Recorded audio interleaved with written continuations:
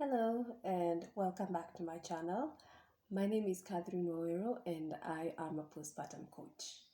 Last topic we discussed was postpartum blues, and I told you that postpartum blues are a less severe form of the issues that may arise, psychological issues that may arise after birth, and it's characterized by mood instabilities, um, anxiety, tearfulness, all that, but at a very less severe form, which does not interfere with the functioning of the woman.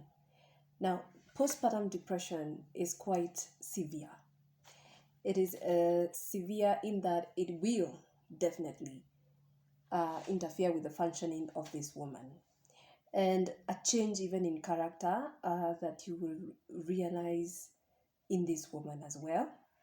And it is a depression that comes after birth, and it is emerges, it shows itself for the first 2 to 3 months, because again we have the blues that we have to observe for 2 weeks, because after 2 weeks the blues will start to subside and you feel like you're going back to normal.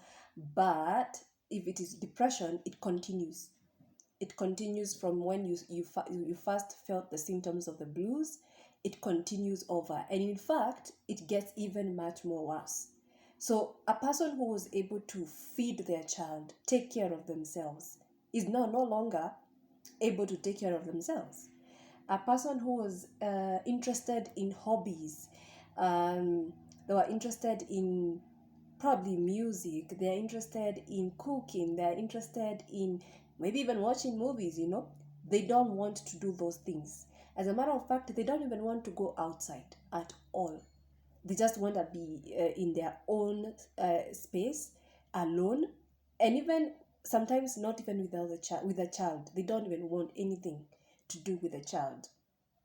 When it starts getting to this point where the woman is, you're noticing that they're changing, they're not themselves, because there's a normal change that we expect. And because obviously there will be changes, the woman will change. But when these changes are interfering in the essence of who this person is, that is where we have a problem, and you start noticing those problems. We need to get your person help, because at that point I doubt they even know that they have a problem. I will say that again. When a woman is depressed, and especially if this is, even if they have heard about it, you never know that you are in it until someone points it out to you. Until someone tells you you have not been sounding or seeming yourself, you seem to have a lot in your mind. You're not interested in the things that used to make you happy. Are you sure that you're okay? Because I doubt it. It's very good to have someone in handy who knows this person, so that they can point out these things to them. Sometimes they just feel like that, and when you ask them why, how are you feeling, they're like, I'm okay, I guess. But then they're not okay, because you can notice that these changes are happening. The symptoms of blues are quite severe when it comes to it being depression now, because there is even fatigue, there is a lack of or change in appetite. Probably a person who, I've noticed that it tends to drop than for the people that it increases. The people, they abandon their feeding habits, and this time there's a time that they're supposed to be eating a lot, checking on their diet, they are eating enough fruits, they are eating a balanced diet. But then you find that they do not want to eat. In fact, the sensation of hunger itself, it sometimes eludes them. So they don't even know that they're supposed to be eating at this time. Sometimes they may even forget that they are mothers for a moment. they forget that they had a child and they need to recover, or they need to take care of this child, but they are not at a capacity. When it gets to depression now, there is no capacity to think like that. We are past that. If they get to that depressive episode, we need to bring them back to life so that we can help them help themselves. I don't know if you're getting me. Because the choice of someone to go see the treatments for depression, obviously, some of them includes seeing a therapist, uh, seeing a therapist, and that one is usually a personal. They have to make that choice. They need to know. They need to know that you're not well. Kate, you're not well. You need to go see someone. You need to go to talk to someone, because if you cannot talk to us, someone needs to see you.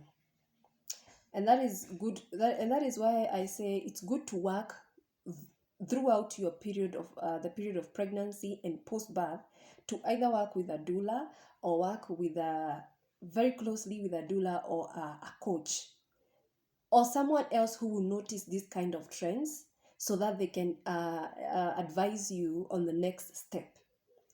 The postpartum depression.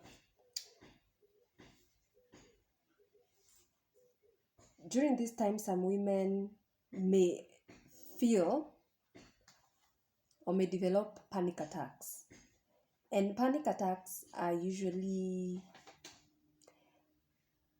they are your nervous system trying to tell you, or rather, I would say it's a confusion of the nervous system thinking that you are in danger, but you're not. And so you start reacting to a danger that is non-existent. You feel you have had heart palpitations, you may sweat, you feel like you are not able to breathe. Sometimes if you suffer from asthma, you might think you're having an asthma attack. Sometimes it's the bad dreams, the intrusive thoughts. You're having thoughts about someone harming you, or your child wants to harm you. Yes, it happens. Or your child wants to harm you, or you harmed your child. And if these things are not spoken about, that's why you wake up and you see women trying to harm their child, because they have believed that something, their child is out there to harm them. That baby that was born the other day is out there to harm them, of which that's not the case. Of course it's not the case. But how do you help this woman see the truth? How do you help her come to the realization that the child is not going to harm her?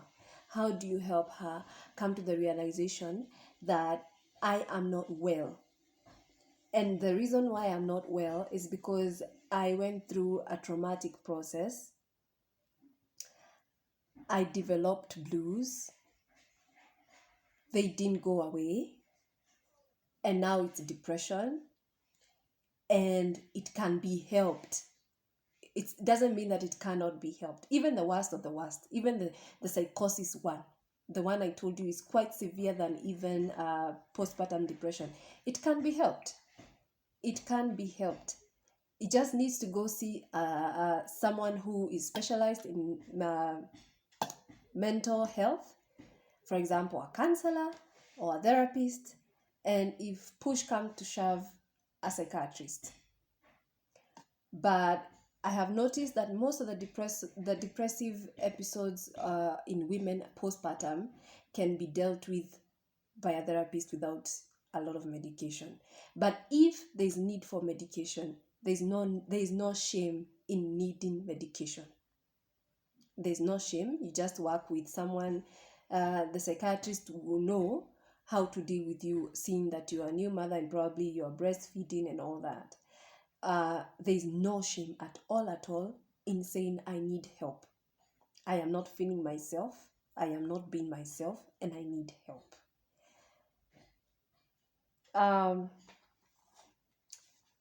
There's something else that may develop during this postpartum depressive episode, and that is the compulsive obsessive behaviors. You may develop a compulsiveness in some behaviors. For example, you feel like you have a headache and you start going to Dr. Google, who obviously will tell you things. And once you go to Dr. Google and they tell you that you are dying, those are usually the things that Google may tell you. It's not advisable to Google symptoms, even for a person who is not postpartum. You'd rather just go to a doctor, tell them I'm feeling like this and like that, because they have your history. They'll be able to tell, oh, it's because you have low blood pressure. You should take some water, or you should take this and that, and they will help you. But if you Google, it will just enhance your panic and your fear even more, because Google doesn't know you and Google is not a doctor. So I was saying that you may start obsessing over your health. So you feel like you have a headache, and then you start obsessing over your health, and you're like, oh, should I? Maybe it's this. The big C. People think about the big C whenever they're having. I know that I'm afraid of it, but during the postpartum depression, I don't know if you guys understand that you are just like a baby. You have just been born. And anything that goes through your system, it's like new to your system, and therefore it may believe what you feed it. If you feed it that I am sick and I am dying and this is going to happen to me, or it is going to take that and hoard it. Ever heard of emotional hoarding, where you forget a memory but you remember the emotion? So I forgot that someone did something to me, but then I have this feeling whenever I see them, and I can't put my finger on it. I can't put my finger on, why do I feel fear whenever I see this person? Why do I feel anxiety? Why do I feel like I cannot trust this person? And I can't remember even meeting them. It's because my emotions, I hoarded those emotions. Same thing with the postpartum depression. When you feed your mind something, and then it starts obsessing about it from a point of fear, it starts becoming obsessive. And you'll find that you'll be going to the hospital saying, oh, I have this and that, and it's not going away. But then it's just a simple thing. Then you feel like, it's a simple thing, but then it's really feeling like it's a big issue. It's not a big issue. It's quite easy to be obsessed postpartum. And